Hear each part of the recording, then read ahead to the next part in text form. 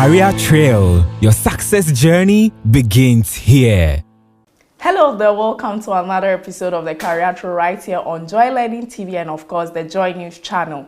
Today as usual, I have here with me a new personality. This means that we are going to listen to a different story and of course learn new lessons. Who is my guest? He is a trailblazing media personality, an author, a director, and a producer. With a career spanning over 3 decades, my guest has in fact made an indelible mark on Ghana's media landscape. Ladies and gentlemen, who is my guest? If you are ready, I was definitely born ready to do this. Let's take a look at the profile video of my guest.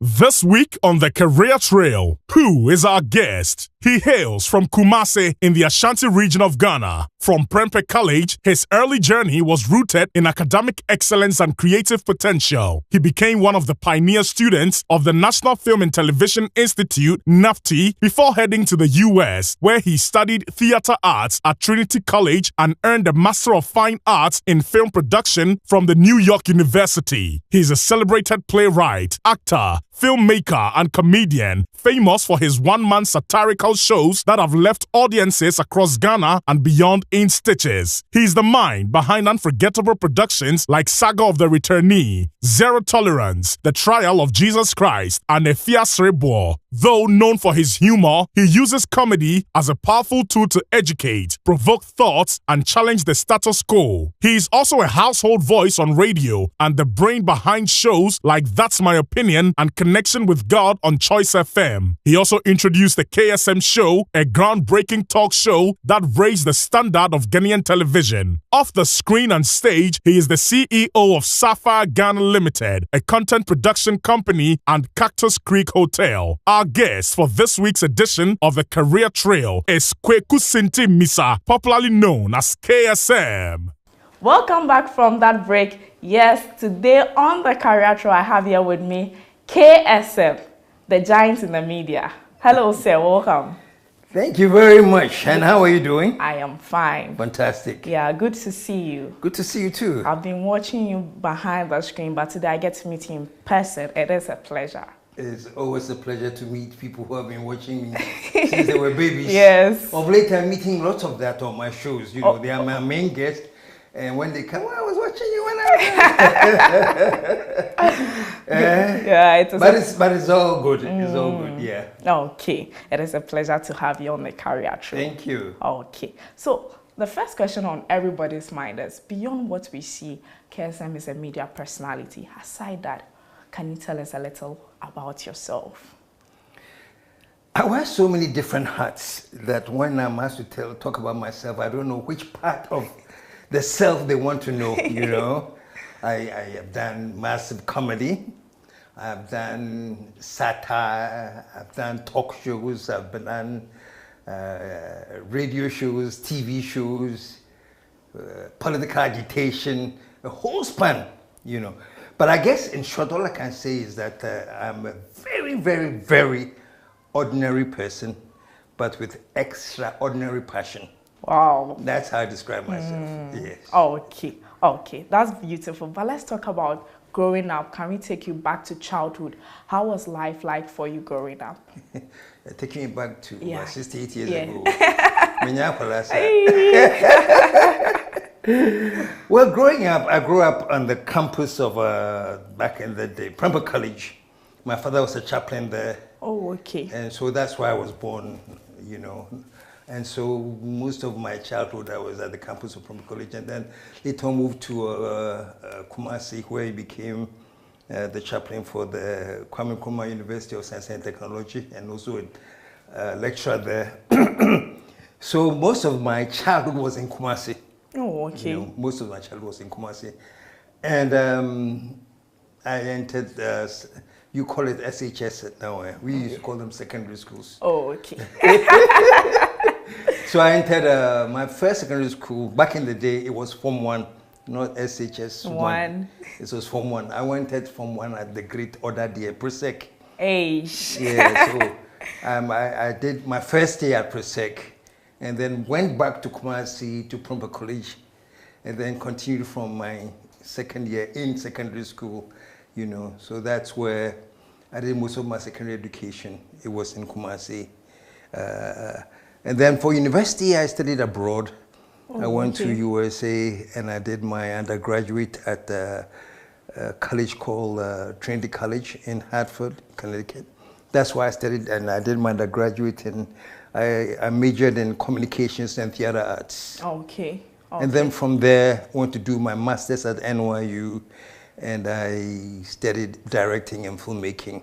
Oh, okay. Yeah. Okay. And then after that, the Wahala began. You know how I go abroad. Yeah. I've done everything. I worked at Kentucky Fried Chicken. My chicken, of course, will be you know, KFC here. I can go and train them. So I worked odd jobs. I was doing valet parking, newspapers, the kind of stuff you go through when you are abroad, you know. Before I finally ended a very, very good job with a very, very major film production company, William Greaves Company, and then the rest is history. It's history. After a while, I said, let me go back to Ghana.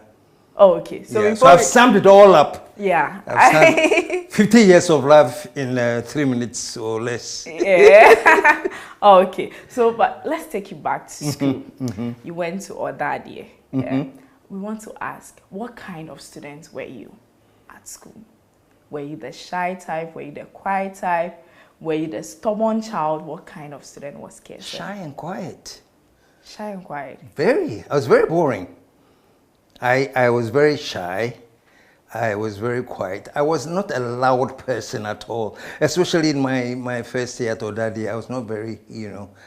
As a matter of fact, some change happened when I got to Form 3 at Prempeh, you know, and I joined, back in the day, we called them the Debating Society. Okay. We had debating clubs in schools, so I joined the debating one. Because as quiet as I was, I knew how to talk, except I didn't talk many times, you know. But once I joined the debating society and we were debating, there was a topic I was supposed to speak on, then I would speak and people were shocked. Is that the same guy? You know? And so that's where some change happened in my life, because I just blossomed, started talking loudly and doing lots of things, and really, as a matter of fact, winning most of the debates I was in, you know. And around the same time too, they introduced the drama club at Prempeh College.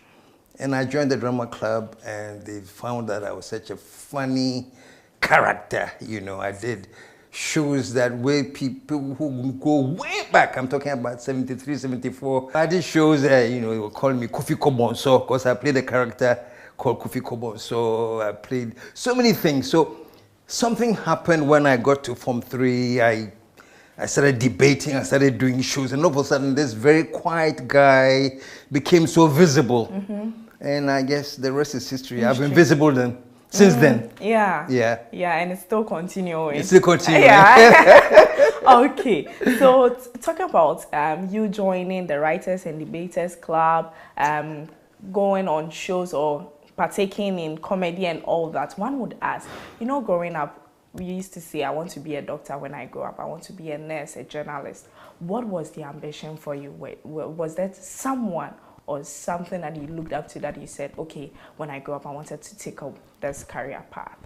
It's very, very interesting, because as long as I remember, I wanted to act. I don't know what I saw in acting, but I remember always wanting to act. And I remember back in the day, my eldest brother came to study in the UK, and I remember really writing to him and asking him if he can find a school in the UK for me to come and act, things like that. But it changed, you know.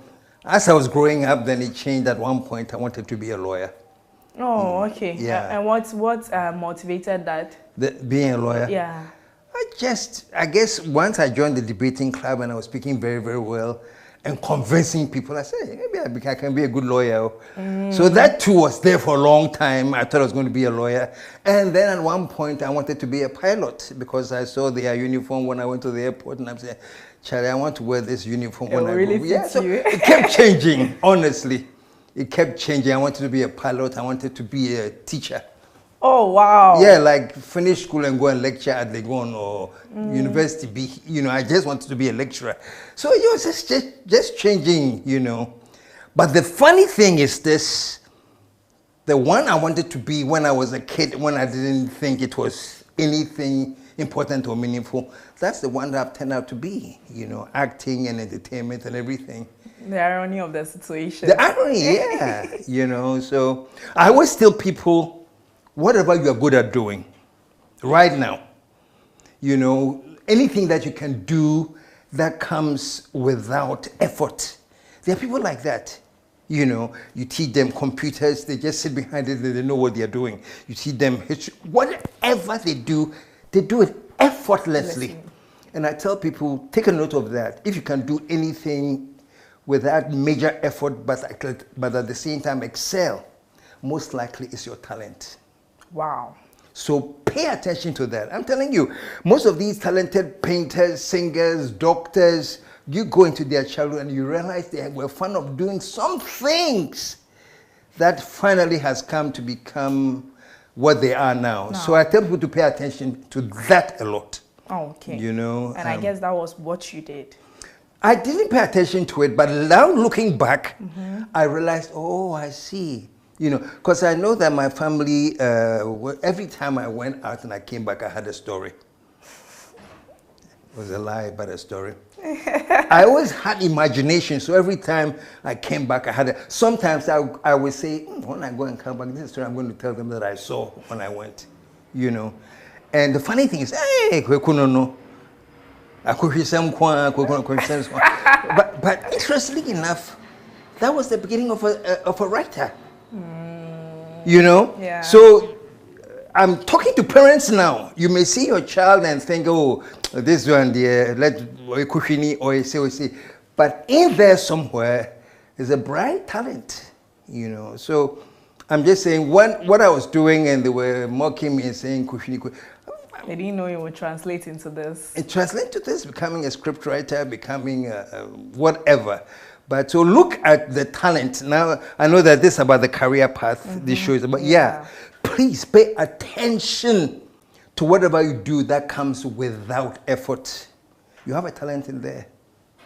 And most of the times, the other mistake people make is that they think that talent only refers to the arts, like singing, dancing, acting, music, painting.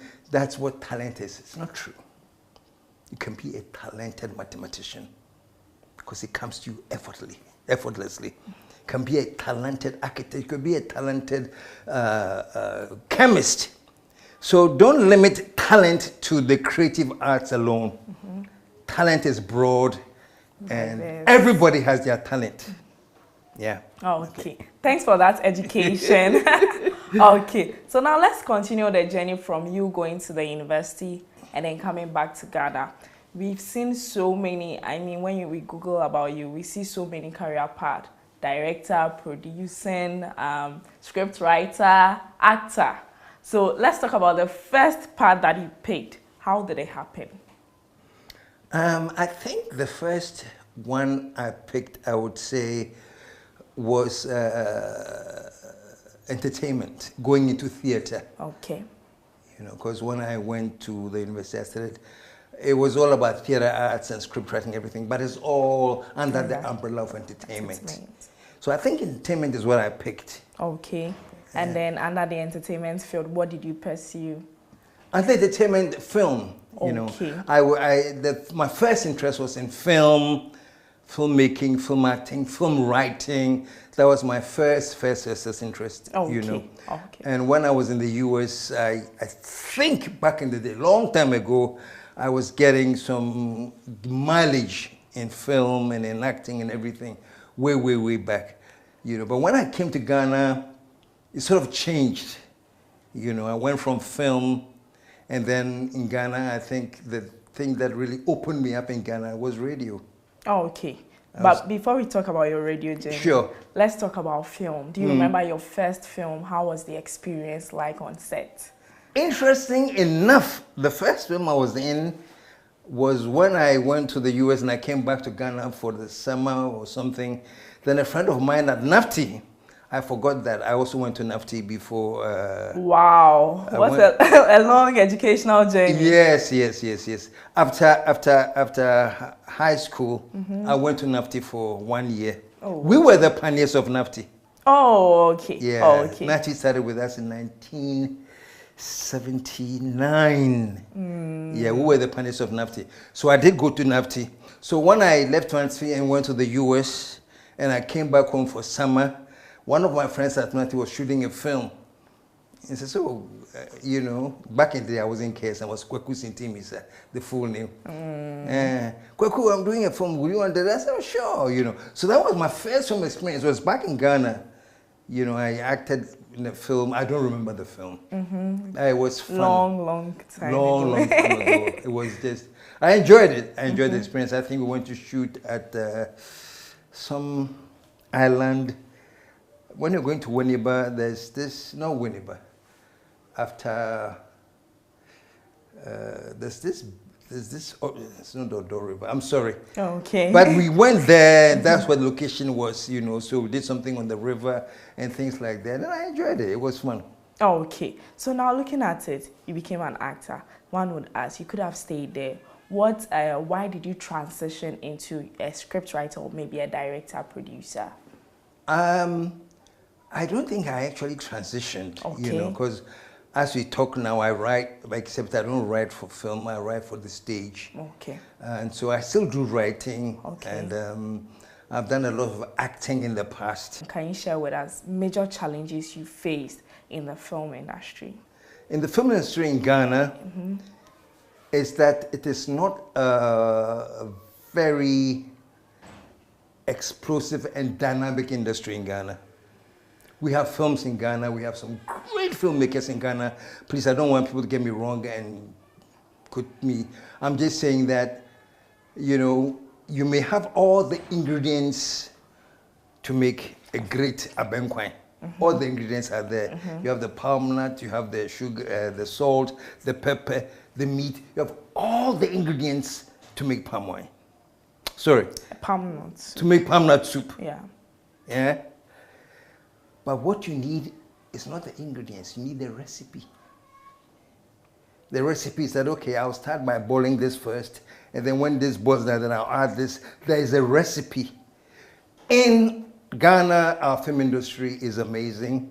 We have all the ingredients for a great film industry.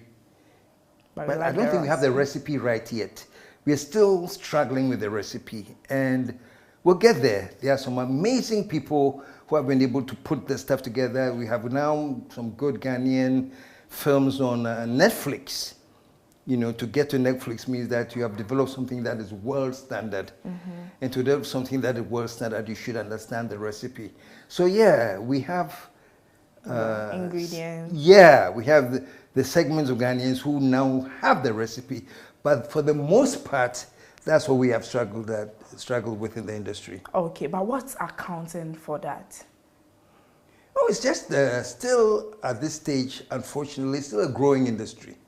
You know, we can't compare even the film industry in Ghana to the Nigerian one in terms of the Nigerians have had longer time of being exposed to making them. And the more you make them, the more you get better.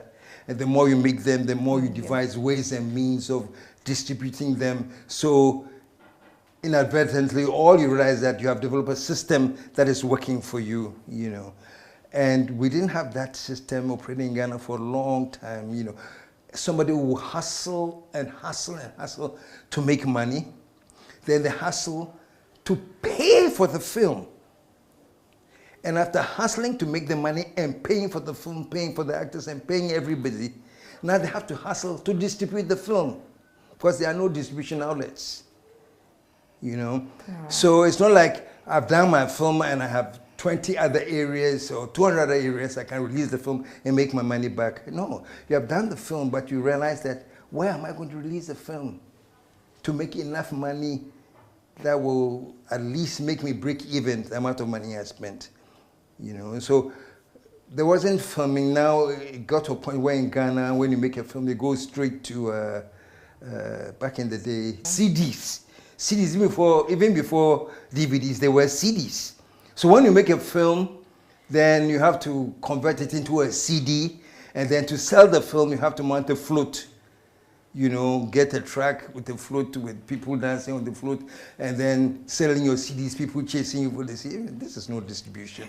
You know, this recipe isn't working. Yeah. You know, so that's what I'm saying. We didn't develop to a point, not even now. I know great films. I've seen some great films that have come up recently at Silverbird. Okay. You know, and normally in a place where they have a well-developed system, whilst it's showing in Silverbird, it's showing it with at another place in Kumasi, another place in Takrady, another place in Tamale, Sunyani. So you release something and it goes into about 200 theaters at the same time. You know, Yeah. but when you don't have that, you have to stay in Accra and put it at Silverbird, and then take your film and go to Kumasi and go to there's this hotel, Mickling Hotel, so that they show it there. Then you put your, you know, that doesn't work really for an industry that wants to develop film. Okay. Yes. Okay. So you spoke about acting when I asked, where do you remember your first film? And then you made reference to in Ghana. Yeah. Does it mean you've been acting, you know, beyond Ghana? Oh, yeah. I acted in a very, very popular series. It's called Law and Order in the US. Okay. It's a very, very popular series. And one of the things that made it so popular is that it's been on for decades. The stories keep changing, but the writer and the producers keep churning a series. So I performed and I appeared in Law and Order, which is, I would think, is my biggest deal, you know, because that was one of the highly rated primetime shows in the US. And so to appear on it, It's a big deal. it was a big deal. It's a big deal. And I did a show, I appeared in another show in Ghana. Nobody knows it, but when you're in New York and they say, I'm appearing at the Public Theater in New York, that's why it be. It's really Yeah, a big worth bragging about, you know. I appeared at Public Theater. But most of all, and I'm glad I just remembered this, I did a one-man show in the US. It was called Thoughts of a Confused Black Man. That was the title of the show, yeah. Thoughts of a Confused Black Man. And that show was performed at the Mesa Theater, which is an off-Broadway theater place. And at the time that I did it, maybe things have changed. I think I did Thoughts of a Confused Black Man in 96 or 95. At the time, the person who reviewed it said it was the first of its kind. He said I was the first African to have done an original one-man play of Broadway. So the record, that's why I said it was in 96.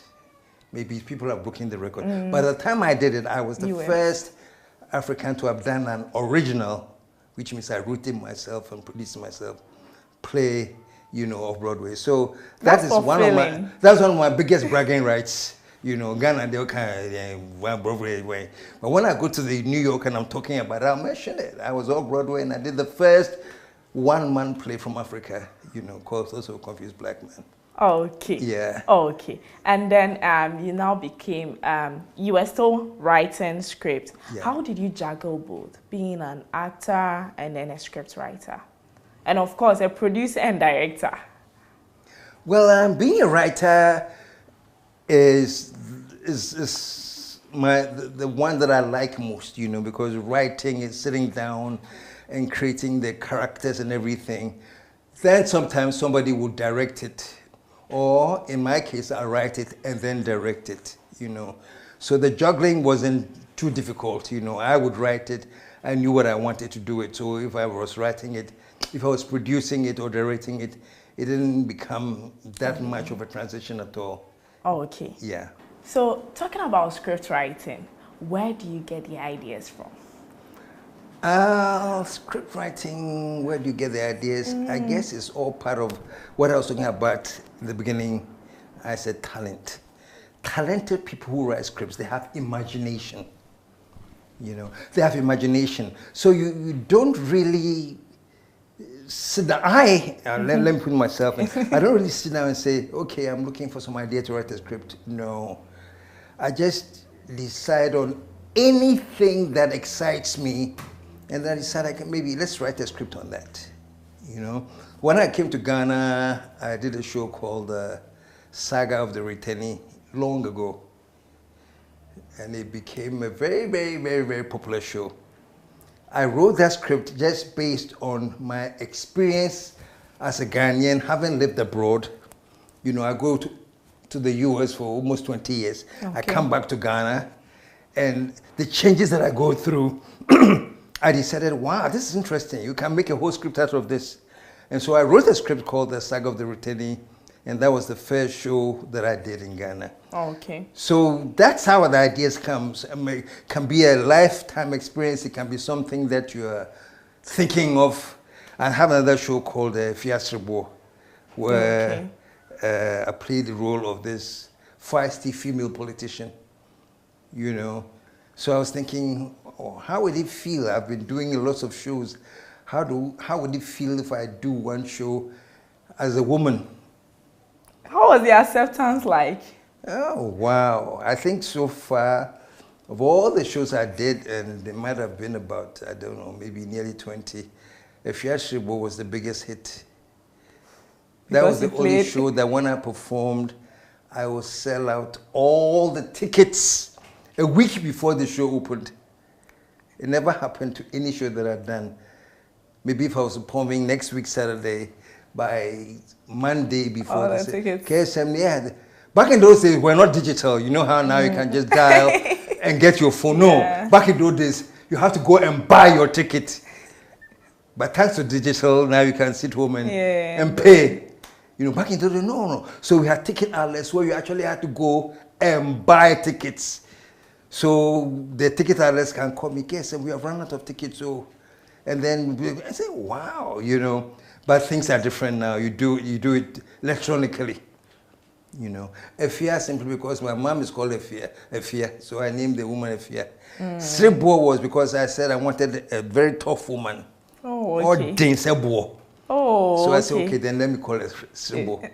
So that's how it came about, Efia Srebo. Next week on the Career Trail. I got into radio by accident. So they introduced me to the manager. His name is Michael Cook. And he asked me, have you done radio before? And I lied. And I said, oh yeah, I was doing talk shows when I was in New York. And then his face lit up. Oh, wow. There is nothing like a dull topic. The only thing you can have is a dull presenter. For any career that you want to get into, one of the success features is longevity. Unfortunately in Ghana, sadly in Ghana, journalism has become politicized. Everything is politicized in this country. You know, are you an MPP journalist or an NDC journalist? And unfortunate things like that. This is the kind of thing that disrupt journalism.